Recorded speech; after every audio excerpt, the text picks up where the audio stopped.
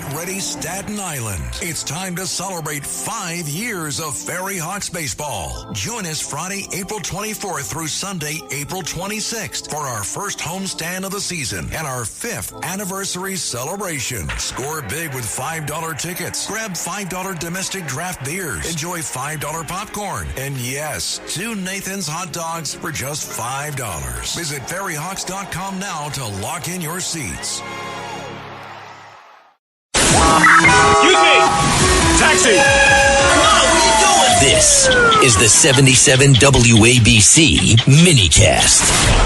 This thing in Virginia is crazy, all right? Far-left Democrats are now trying to jam through a massive giveaway to insurance companies and implement socialist-style price controls. They're somehow even further left than Abigail Spanberger. No Republican should vote for this boondoggle. And you know what? What do we do about John Thune? John Thune. There's pressure to get John Thune the hell out of there. And I am hearing all kinds of things that John Thune, who knows? I think at heart he's a George W. Bush acolyte, right? He's really into George W. Bush. I think he's also really into himself. Hey, Justin, do me a favor. Turn this around. John Thune is a pretty boy, 6'5", good-looking guy. You can tell that. Back when he was in his 40s, he was like, all right, who the hell is this? It was almost distracting how good-looking the guy was. I always thought he was a bit of a lightweight, and it's true, not always, but often. If you're too good-looking, you're usually a little bit, not dumb, but just not as hungry as those of us who are, maybe not as good-looking or a little bit dumpier, maybe a little bit looser about the face and breast, chest, neck, and head, right? Hanging down like a wet blanket, that kind of thing. You have to develop other things to be taken seriously. Just this guy walks into a room and everybody's in love. Well, the pressure is growing drastically for Senator Thune to be removed. Members of Congress are starting to talk about it. I do not like this man. Go ahead. Suggested that Republicans who don't support a talking filibuster to pass this should be replaced or primaried. What's your response to him, and what do you make of his tactics around his bills? Well, again, I'm always I prefer to have our fights with Democrats, and I'm always someone who believes that it's far better for us to have a majority in the United States Senate, and to have a majority. There are certain places where you don't, the same Republican in Arkansas, for example, is not going to be the same as a Republican in Maine or someplace in New England. So obviously we're not going to agree on every issue, but I think on the core issues, you kind of come back to the Reagan doctrine. Well, it does sound a little wishy-washy, doesn't it? Really, geographically, what difference does it make? These are principles. These should be universal for us. Then again, you do have to get elected, and President Trump is pragmatic like that. You do have to get elected, and you have to win some of these races. And, Susan, what the hell's her name? Susan Collins up there in Maine. I know she disappoints us all the time, but she's got Maine. She's got Maine to worry about. Maine is lefty. Maine is different. Maine is not, it's not Montana. It's not upstate New York, for that matter. Not upstate New York. A few other quick things I would like to. Tom Steyer is now probably the next governor of California, and this is something I'm working on. You ever see Tom Steyer? He ran for president in 2020. He's a weird-looking guy. He's a billionaire. He's also friends with Joe Biden. Very close friends with Joe Biden. And I believe the takeout of Swalwell, that was a Tom Steyer, Joe Biden operation. Joe Biden is so close to Tom Steyer that Joe stayed in Tom Steyer's house on Lake Tahoe while he was president for free. For free. Joe Biden and Tom Steyer, they are friends. They owe each other things.